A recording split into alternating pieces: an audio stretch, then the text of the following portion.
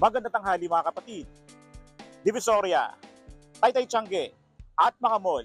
Yan ang puntahan natin tuwing mamimili ng mga murang pangregalo ngayong Pasko. Samut-sari kasi ang pwedeng mabibili dyan para sa mga taytang budget. Ang tanong, anong naisip mong iregalo sa sarili mo ngayong malapit na ang Pasko? Tara samahan niyo ako at magtatanong tayo dito.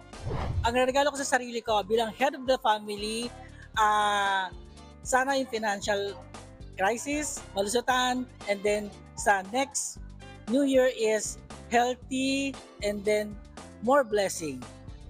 Ang gift ko sa sarili ko is good health. Kasi for this year, ilang beses na-hospital ako for 10 days. So I want to achieve a good health not for myself but also for my family.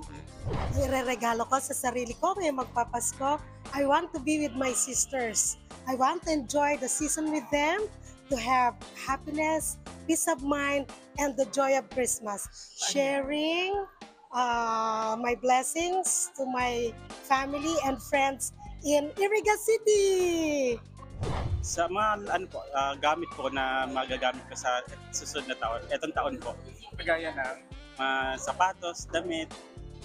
Ako ang inyong hani ng bayan, ang tunay at nag-iisang pantanggal umay sa pananghalian.